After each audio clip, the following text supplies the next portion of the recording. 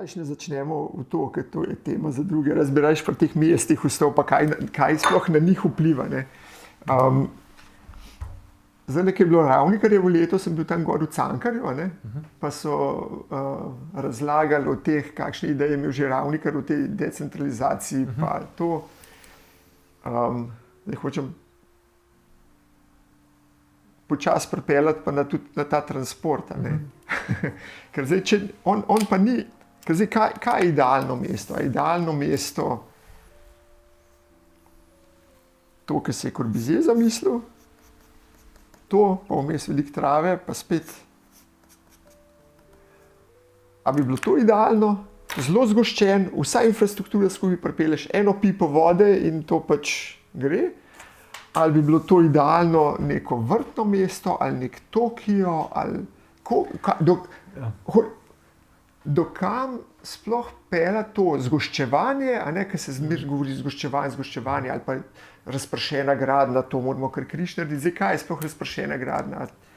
Zame osebno, mogoče sem biased, ker živim od tega, ampak zame je razpršena gradnja to, da imaš ti daleč nič okoli, pa eno hišo, to je razpršeno. Če imaš pa ti neko naselje, tudi če je vaško, pa ima vsaka hiša 1500 ali pa 2000 kvadratov, to še zmeraj ni tako blazno razpršena gradnja. Je pa res, da če imaš ti Ljubljano in pol cel kup teh mest okoli, kjer rabiš ti te povezave. Se pravi, mogoče za vaju, ki ste bolj študiozna glede tega. Jaz se s tem ukvarjam tako sporadično, kakor moja hiša me v to zapelje, pa kakor jaz sam rabim živeti. Ampak kaj bi bil ideal? Recimo. Si menil Ravnikarja, ne? Ja. Ravnikar je tudi zapisal, da se pravi, je njegova misel oziroma je razpoznal ta karakter v našem prostoru, ljudi v našem prostoru, da smo samograditelji, in da je en od možnih načinov tudi ta razpršena gradnja, kaj je razpršena gradnja? Razpršena gradnja se pravi, da se pravi, mesto se je dojemalo v tistem kontekstu mesto, ki se urbanizira v stavbnih blokih, v karejih. Okay, to je bila neka, pač, tako so mesta rastla do modernizma. Se pravi, vse ostalo pa pol razpršena gradnja. Ulico, se pravi, od rimskih časov naprej poznamo to tipologijo, ali pa še odprej, karejske gradnje, ki ima, oziroma pač, če gledaš razvoj enih poselitev, ker še vedno lahko kje opazuješ, ker je veliko prostora, pa se pojavljajo poselitve, za kmeta ali pa za ruralni prostor je optimalno, da imaš ti ogrado v obliki kroga, ker je minimalni radij za maksimalno površino, in ko se začnejo te tvorbe približevati ena drugi, se začne ortogonalna mreža, zato ker je pa ta v tem primeru bolj racionalna, ker imaš potem povezave, predstavljacije in tako naprej. Ampak modernizem prekine za tem mestom ortogonalne mreže, in išče potem nova mesta, nova idealna mesta, in tukaj je bila potem tista, se pravi, ta duh časa, kaj je zdaj takšno mesto, modernistično ali razpršeno. Razpršeno pa potem to, da se reče, ok, imamo za neko območje, ali naredimo za tukaj neke bloke, ali jih pač pustimo, da se ljudje hiške zgradijo, kot so si gradili, od nekdaj. In to je Ravnikar zagovarjal, da se pač ljudje mogoče gradijo razpršeno na ta način stanovanjske hiše, z opombo, ki jo je on poudaril že takrat v svojih zapisih, da če to ni infrastrukturno povezano, to ni mesto. On je tudi ob gradnji vseh teh sosesk, ki so se takrat gradile, ki so mnoge med njimi še vedno ideal bivanja, ampak vse te soseske je on kritiziral s tem, da če se ob tem ne gradi mestnega vlaka, javnega prometa, učinkovitega, je to samo gradnja spalnih sosesk. Jaz živim v eni taki, ki je sicer zelo cenjena, ampak tam je največji problem parkiranja. Tam so parkirišča popolnoma, oziroma igrišča otroška so bila žrtvovana za to, da so to parkirišča, ki jih je danes še dvakrat več, kot jih je bilo pred 10 leti ali pa pred 15. In v glavnem, kako graditi oziroma ta fenomen razpršene gradnje, ne, oziroma fenomen tega, kako zdaj ta prostor nekako povezati, en ključ je sigurno v infrastrukturi. Če imamo mi vlak, ki že obstaja linija Ljubljana-Kamnik, kamniški vlak, ne, če bi ta vozil na 10 minut, ne, kot je to, ne vem, če greš ti v Berlin ali pa London ali pa nekam, primestni vlaki vozijo v neki zelo gosti frekvenci. Ne. Ta kamniški vlak, mislim, da voz na uro. Ne. To že ni uporabno kot primestni vlak, to je nekaj, kar moraš že vnaprej planirati, in če ga zamudiš, ni stvar nekaj minut, ampak je naslednjo uro, ne. To je že velik del dneva. Ne. Poleg tega, da voz uro. Poleg tega, da voz uro, ne, in poleg tega, da tudi, zato ker je enotirna proga, ne, ima namen, da bo šel zdaj v dvotirno, ne, in mora potem pač seveda imeti manjše intervale in se ustavlja, da se srečujejo in tako naprej. Ne. Ja, v Domžalah. In če bi naredili dvotirno progo, višje intervale, potem kar naenkrat, to niso več neka satelitska mesta, ne, ampak je to že lahko ta širša metropolitanska regija, ki je povezana. Ne? Ampak zdaj pa, če si pa v Grosupljem doma, ne, se pa vsak dan večina ljudi, vsi iz vseh teh satelitskih mestec, vozi z avtomobili in je ta dolenjska avtocesta obremenjena ob špicah in je proti Vrhniki še hujša, ne, proti Štajerski, ne, proti Gorenjski, ne, zato pa so proge, ne, vse so proge, vse te 4 smeri, ne, ampak se jih ne uporablja kot mestni vlak za visoko frekvenco, ne. In potem pač spet pomanjkanje strategij prometa, ne, sili ljudi v to, da si pač poišče, kjerkoli bojo živeli, kjerkoli bojo dobili možnost zgraditi hišo, in pa avto, ne. Teh avtov je vedno več. Ja. In to je tisto, kar še vedno nismo od Ravnikarja naprej razumeli in rešili sistemsko, ne, da je rešitev, da to lahko obstaja ob predpostavki, da obstaja tudi učinkovit javni promet. No, jaz sem iz Kamnika, originalno, tako, rodom. In ko smo še hodili na srednjo šolo, sem se vozil z vlakom. In spomnim se, takrat so glih kupili to, ne vem, kako se že temu rekli, ki ima malo bolj sodobno obliko, ampak ob 6 zjutraj je še vedno pa vozil en tak starinski skupej zelen, mi smo mu rekli Texas. Res, ker je bil tak, bilo škoda za dijake. Ker je bil iz takih časov in tudi v takem, mislim, tak zelen je bil, kupeji so bili vse razmahan, tako dejansko... Western, ne?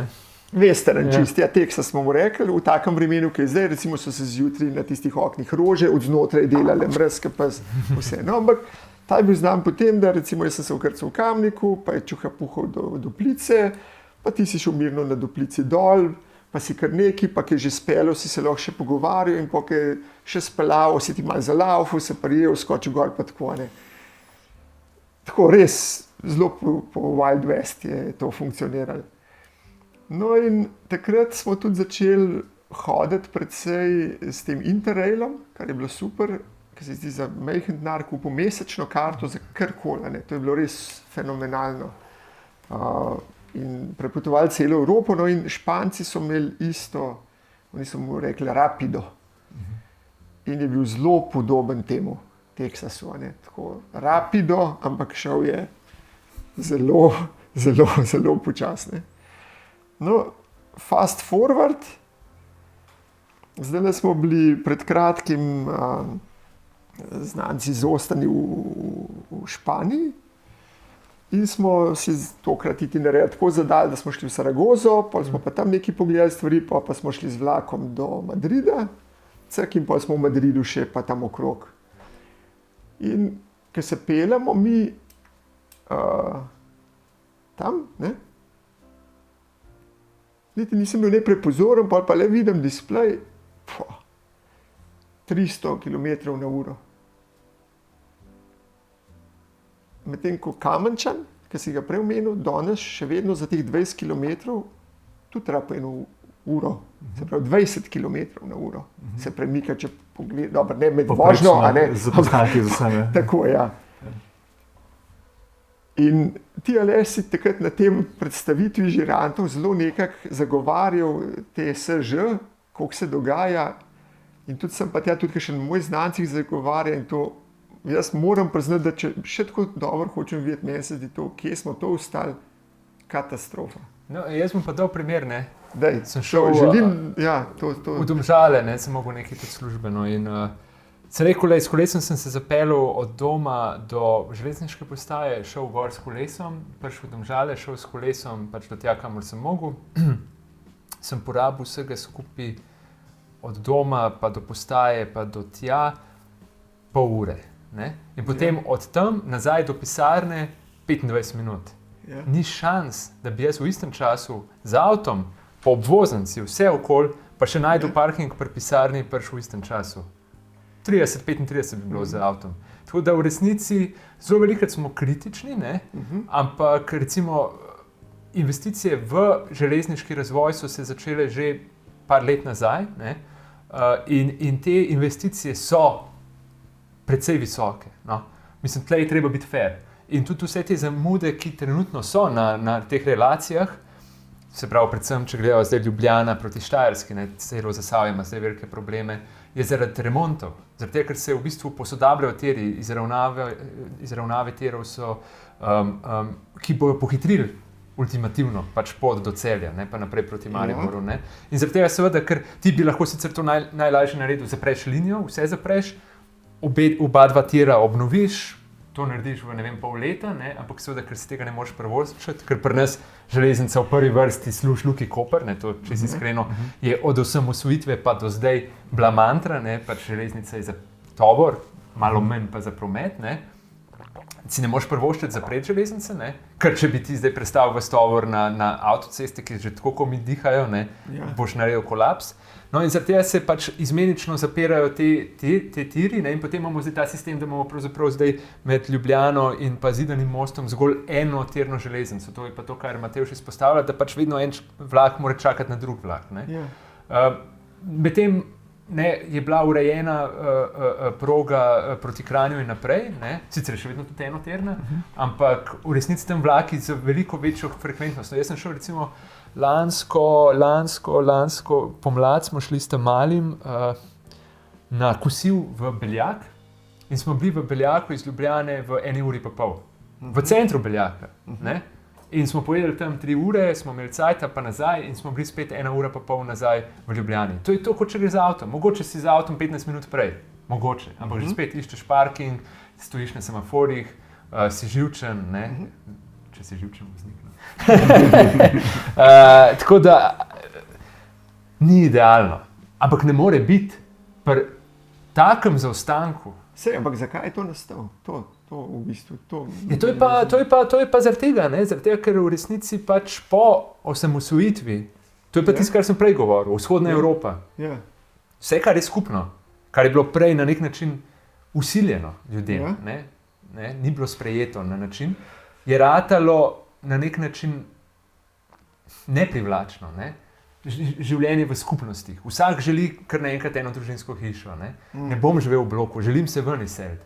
Koliko ljudi se je res iz nekega fužinskega rajona ali pa iz nekega šišenskega rajona, so vsi sam, da si kupim hišo tam v Kungoti ali pa pri Kidričevem, pa da grem na svoje živeti, ker imam dost. Ne bom med s temi ljudmi okoli živel. Ne? To je prvo. Druga stvar, javni transport. Kakšen javni transport, lepo te prosim, avto. Avto je moj. On mi še zdaj, ko bereš, avto mi daje svobodo. Sej jo, na nek način res, pri tako slabem javnem prometu. Sej kaj pa češ drugače, kako bi prišel, ne vem, do Trsta recimo. Sploh ne vem, na Flixbus bi najbrž šel, ne. Ne, se gužba da gore. Ampak hoče reči v tem kontekstu, ne. Ampak treba je biti fair in ugotoviti, da se zdaj veliko vlaga v železniško infrastrukturo. Je pa tudi treba biti realen. Tlej je ogromen za nadoknaditi in to bo trajalo 10-15 let, da bomo mi pravzaprav neke res realne učinke tega lahko v bistvu izmerili, pa tudi začutili. Ampak želja pa je, ker če gledamo, mi imamo v bistvu, ko gledaš frekventnost, recimo gostoto obiskov železniških postaj, sta ene najbolj gosto obiskanih železniških postaj v Sloveniji, kjer je 2? Litija pa Borovnica. največ potnikov na dan, mislim, relativno največ potnikov na dan, pač te dve postaji, zato ker ljudje iz Litije so z vlakom prej v centru Ljubljane, kot z avtom, zato ker je povezava slaba, in isto iz Borovnice. Se pravi, povezava z vlakom je hitrej do Ljubljane in cenej, kot če grejo z avtom. Ne? In tle se vidi, da v bistvu, če je povezava dobra, in tudi Litija in tudi Borovnica sta pravzaprav na dveh najbolj infrastrukturno urejenih železniških krakih, ne, se pravi Ljubljana, Maribor. Kjer je tudi frekvenca. To se mi zdi kritično, ker to do Beljaka, ki si rekel, v redu, to kupam. Ja. Kamnik si moral pa resno se temperati, da boš ti prišel na vlak. Ne, Kamnik je katastrofa. Ko si šel do Domžal, ker če nisi bil v tisti minuti tam, si lahko 1 uro naslednjega čakal. Saj čakaš 1 uro. In to ga naredi neuporabnega še bolj kot to, da voz Ampak to je pa 20 km. To je pa to, taktni vozni red. Ko bo enkrat urejeno ljubljansko potniško vozlišče, ne se pravi ne potniško vozlišče, ampak železniško vozlišče, ko bo urejena obvozna proga, če bo urejena obvozna proga, ampak recimo, da ko bo urejena za tovor, ali obvozna proga, ali pa poglobljena spodaj, in bojo dejansko te kraki, ki so namenjeni zgolj še potniškemu prometu, potem pa bo zagotovljena dvotirnost do Grosuplja, pa do Kamnika. Točno, dvotirnost, tako.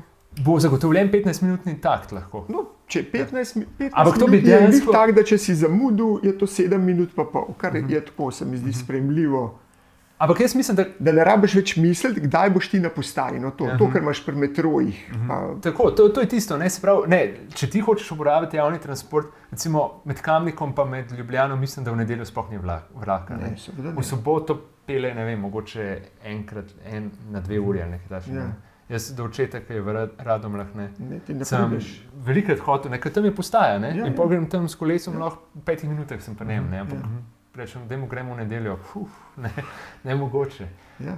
Ampak še ena druga stvar, pa pol bi Matej že prepustil, ampak jaz mislim, da to strategijo, kako urediti železniško vozlišče v Sloveniji, imamo. Veliko se dela na tem, veliko se dela na DPN-jih, se pravi na državnih prostorskih načrtih, veliko se umešča, veliko se razmišlja.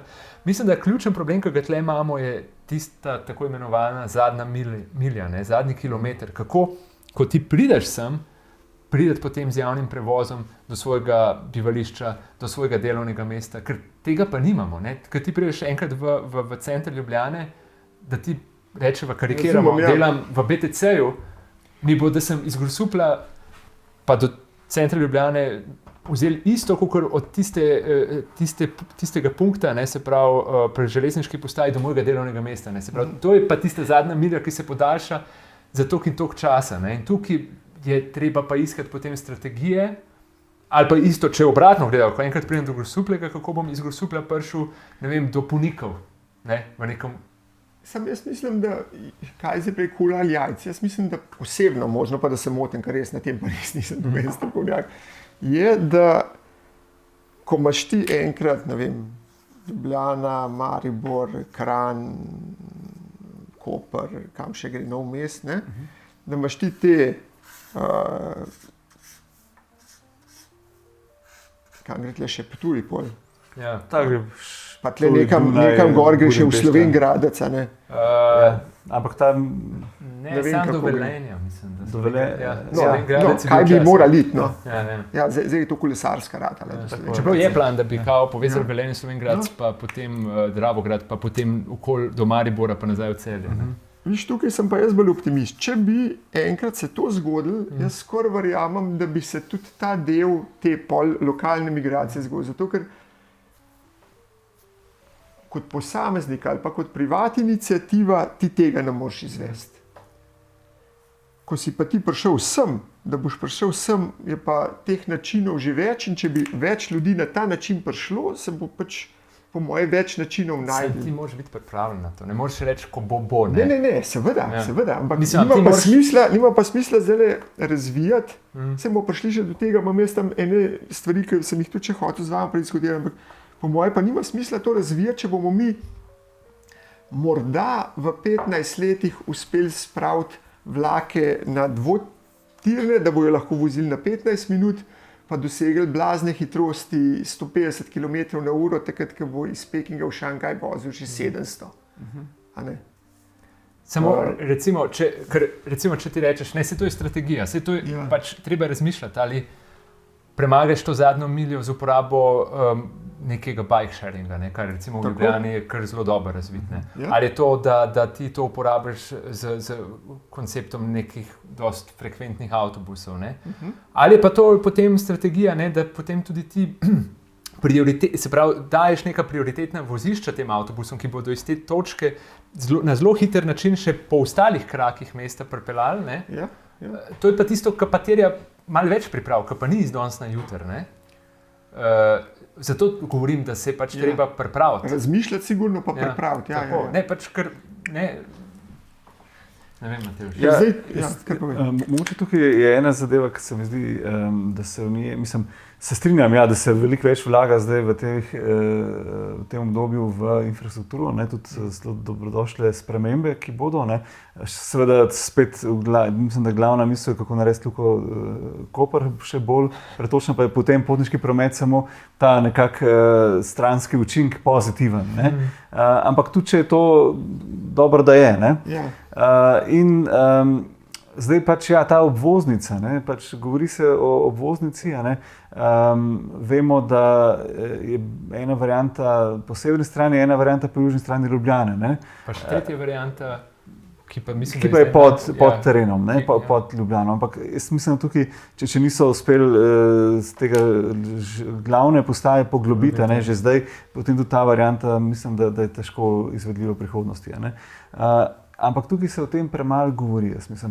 Premalo se sploh išče, vemo, da bi rabili, ampak ni recimo, da bi sprejemali državni prostorski načrt, kjer bi že imeli konkretno in se zavedali, da rabimo to obvoznico, iskali traso, na tej trasi potem rezervirali zemljišča že zdaj, da se jih ne poziduje, ne, in da bi že zdaj, tudi če bo to trajalo 20 let, ne, ampak da bi že zdaj usmerjali energijo in silo v to, da se ta koridor nekako zagotovi in da se predvidi. Ne. Ker zdaj, čez Ljubljano teče, se pravi, iz Luke Koper je tudi ena glavnih dovoznih poti za fronte v Ukrajini. Ne. Čez Ljubljano se prevažajo tovori, v katerih ne vemo, kaj so skozi center Ljubljane. Ne. Od orožja in tako naprej, pa seveda do vse industrije, ki ni nujno vezana na vojsko, ampak se pač pretovarja skozi središče mesta. Če pride do neke naravne nesreče, ne? Lahko naravne nesreče, lahko pa sabotaža. Zelo strateška točka je ta, se pravi, te evropske komunikacije, Ljubljanska postaja to ozko grlo spet, kot recimo most, o čemer smo prej govorili, neka primerjava s tem, je pač Ljubljanska proga. Ni mesto tvorno, ne? In je tukaj, jaz mislim, ena nujna zadeva, da bi o tem čim prej začeli ne samo govoriti, ampak izvajati to. Ne. Tukaj pa mislim, da je potem spet to neko pomankanje ene dolgoročne vizije, ki bi se jo potem držali, ne, ki bi bila odporna na politične menjave vsake 4 leta, ki bi zdržala takšne menjave in bi lahko dolgoročno potem bila izvedena. Ne. Tako da, dokler tega ne bo pač središče obremenjeno s tem prometom, gradile se bojo proti hrupne ograje skozi Tivoli, skozi Plečnikovo mesto,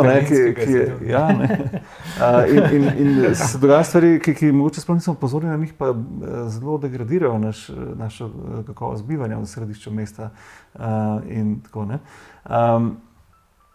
Druga stvar je pač to, da se o strategijah mestnega prometa, ne, vedno, če govorim za Ljubljano, ker Ljubljano pač najbolj poznamo, ne, vedno se gleda to, da to mesto iz teh 5-6 krakov, ne, in da mora vse nujno iti skozi postajališče Bavarski dvor. Ne.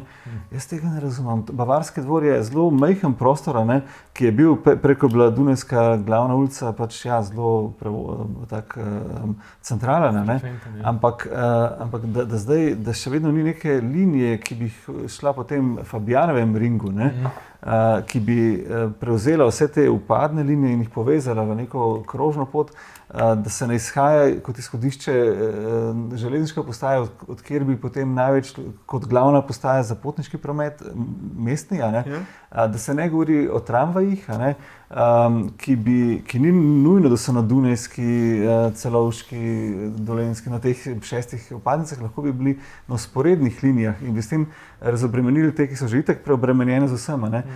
In se ne govori o podzemni, ker mislimo, da je Ljubljana premajhna.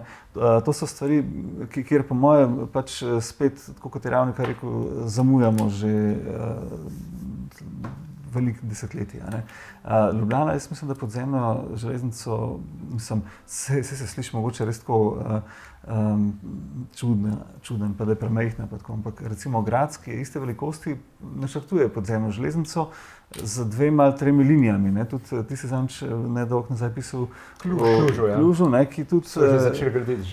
Že gradijo, in ta investicija je koliko, milijardo evrov. Ja, na pamet, malo sem pozabil. Ampak isti rang, kakor je ljubljanski potniški promet, isti rang, kakor je na Dunaju, zdaj gradijo linijo U5, U2 pa U5 so združili, oziroma eno novo naredili, pa eno podaljšali za milijardo evrov. Oziroma Tesalonika oziroma Solun, so ravno kar odprli tudi linijo metroja, ima 2 kraka. Je ena linija, ampak ena gre proti letališču, ena pa naprej proti obali. Mislim, da 2 milijardi pa pol z močnim sofinanciranjem Evropske skupnosti oziroma Evropske investicijske banke. Tako da v bistvu 2 milijardi pa pol za cel sistem javnega prevoza. Ja, ni tako pretirano. Ki pa bi bil učinkovit v tem primeru lahko, ker še vedno tramvaj, ko ga zgradiš, si vedno vezan na površino. Doskrat ta tramvaj vznikne, pa spet ponikne, ampak meni se nikdar ni zdel, Je pa res, da v tej podzemni železnici spomnim še, ker sem pri Lajovcu risal, pa takrat sem šel prvič ven potovati, pa sem videl tube, pa metro, se rekel, zakaj nimamo to tle, Ja, da so neke študije, mi je Janez rekel, in da moraš imeti milijon ljudi. Ampak po drugi strani je pa, tako kot smo prej ugotavljali, se ti ne rabiš imeti milijon ljudi tle. Če vzameš Kitajsko, ti imaš tako letak 2 milijona ljudi. In če bi to funkcioniralo, pač tle Ljubljana je tako majhna, da imaš 3 postaje pod zemljo, pa pogleda ven, tako kot v Parizu, tam, ko greš po Arpažonu ali pa kamorkoli, in pač šiba naprej lahko, in se razcep, in se pol spet zgosti, zato da ti te frekvence ta prave dobiš. No, se za Ljubljano je najlepši primer mesto Karlsruhe v Nemčiji. Gre za mesto, ki ima 300 tisoč prebivalcev, ima, mislim, da 5 linij tramvaja in pa izjemno močen ta S-Bahn, Stadtbahn, se pravi mestna železnica, ki pa ima, vsi poznamo S-Bahn, kako je pač v Avstriji, pa na Dunaju pa to, ampak ta karlsruhski Stadtbahn ima eno zelo tako posebnost. In sicer, da deluje v mestu kot tramvaj, potem se pa priključi na železnico in potem nadaljuje proti Kamniku, Rečva, pa proti Grosuplju, pa to kot vlak. In potem tam prevzame in pride nazaj in potem nekje, bi rekel, na Celovški se spet združi nazaj na cesto. In to je v 2000-ih, začetku, leti 2000, se pravi novega stoletja, je bila narejena študija, prav strani Karlsruhe, oziroma iz podjetja tam zdaj, pozabil sem zdaj, kako je to podjetje, ampak ta njihov inštitut za promet je naredil za ljubljansko občino študijo tega tramvaja, na njihov način. Se pravi, kako pravzaprav ti v mesto, ki je sicer malo, vzpostaviti nek tak, v narekovajih metro, ki ga lahko upravičiš s tem, da ga povežeš tako zelo za svojo regijo. In potem to, kar rabiš. Ne govorimo več potem v 300 tisočih ljudeh, ampak govorimo o 600-700 tisočih ljudeh, tistih, ki redno uporabljajo. In tudi recimo ta karlsruhski metro, metro pač tramvaj, on je ravno zaradi tega, ker je bila njegova uporaba, to je res noro, ljudje hodijo študirati iz prometnih inštitutov, iz celega sveta, ta primer, kako to noro dobro funkcionira. In ker je bila uporaba toliko visoka, strani potnikov, je frekvenca bila toliko gosta, da enostavno so začeli te tramvaji delati totalen kaos na cestah, zaradi tega, ker jih je bilo preveč, zatikali so se in pač je potem logična posledica tega bila, da so oni vse to spustili pod zemljo. In zdaj v bistvu čez center Karlsruheja tečejo te tramvaji pod zemljo, s tem, da sprostijo pač ulice nazaj pešcem, ne pa javnemu prostoru. In to je res, za videti je to noro, kako to dobro funkcionira.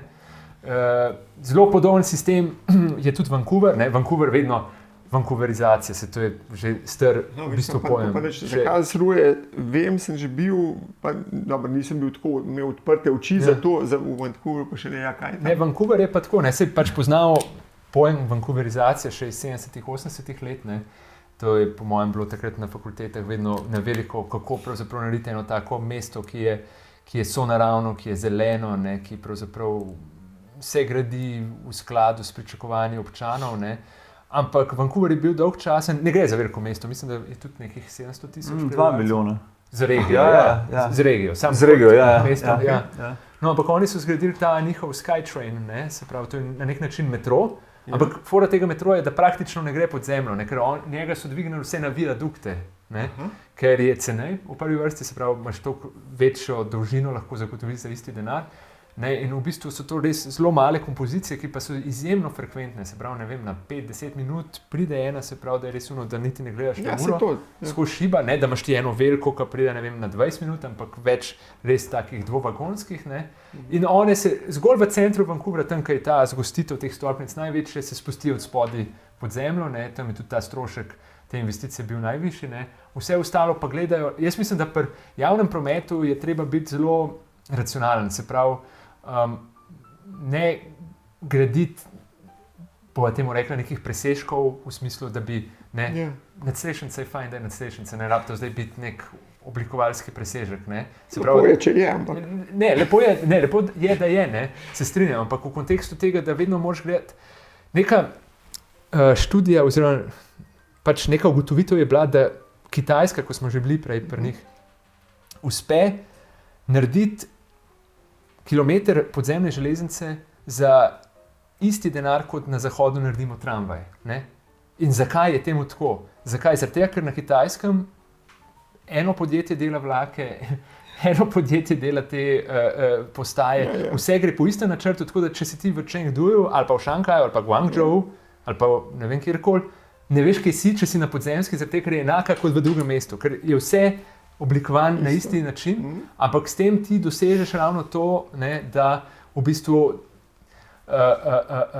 na nek način javni transport lahko dosežeš čim večjo kilometrino oziroma čim daljši razpon, ne, kar na nek način, če hočeš ti ekonomsko upravičiti, danes pa gledamo na... Včasih je bil metro prestiž, ne, Moskva, ne. Ne, v Moskvi se kašen je tisti metro, ne. To je, nisem ga doživel, ampak gledaj, že ko gledaš slike, ne, pa vsi sovjetski, ne, če gledaš katerokoli, ne, od Bakuja do Tbilisija, vsi so res, ampak ker je bil to prestiž, pokazati, ne. Zdaj, ali je to še vedno prestiž, ali je to v bistvu infrastruktura, ne, tle je zdaj tisto vprašanje in ali si lahko tako kot Plečnik, ne, nazadnje, če zdaj gremo čisto nazaj, v bistvu z nekim omejenim budžetom, lahko enako kreativen, ne, ali pa mogoče še bolj, ne, pa v bistvu v nekem tem racionalnem najdeš to estetiko. No. Tako da jaz mislim, da v prvi vrsti, ko gradimo promet, moramo biti zelo racionalni in imeti v bistvu pred očmi to, kako ga čim dalj potegniti, ne pa v tem, da ne vem, na nek način porabljaš denar za njegovo na koncu estetiko. Ne. Ja, no dobro, sigurno ni ideal, da bi toliko porabili, tako kot si zdaj omenil Moskovsko železnico, ampak po drugi strani si pa tudi ne želiš nekega newyorškega slama. Ne? Ja, to se strinjam. Se bojim, da sem se malenkost nerodno izrazil, da se bo narobe razumel. Absolutno, to so stvari, ki morajo biti dizajnirane. Ker so le to del prostora in del življenja in tam ljudje migrirajo vsak dan in se mi zdi, da to, skozi kaj migriraš vsak dan, je kar pomembno tudi, kako je oblikovan, ampak ne pa, da je iracionalno in da se v to razmetava. Primarno je, da te pripelje, tako kot nadstrešnica, primarno, da ti dež na glavo ne pada. Ne, ker recimo Otto Wagner, ne, recimo Dunaj, ne, ko v bistvu je on delal to primestno železnico, ki je zdaj postala sicer del metroja, ne, ampak ona je zelo, pa še Plečnik je risal tiste ograje, ne, in postaje, ne, ampak ona je v resnici točno to, kar sem prej govoril, ona je zelo racionalna, zato ker je v bistvu nek katalog nekih rešitev, nekih nabora nekih rešitev, ki se skozi ponavljajo. Postaje so v bistvu skozi glih. Te ograje so skozi enake, mostovi so isti, ampak ravno zato, ker so oblikovani, pomeni, da so bili sicer poceni, ker se jih je pač skozi štepali, Ampak pravzaprav, čez to obliko, Ja. ko je Wagner naredil, je pa v resnici še danes to ena najbolj impozantnih Stvari, seveda, ko si tam, stvari. ko to gledaš, Mislim, tako, je če to- gledaš infrastrukturno, tisto res rečeš, lej, da se pa vozi na tej liniji v 6, ne? Ja. Ne, pa še ti slep pogled imaš na 120 uno. Tisto sežigalnico, ja, vidiš. Ne, to je res eno tako doživetje. Jaz grem vedno, če sem na Dunaju, ene par postaj, lih za štosen z njo, ki mi malo pričara to. Ampak hoče reči, ni nujno, da je racionalno tisto, kar je slabo, če je oblikovano. Se strinjam. Ja.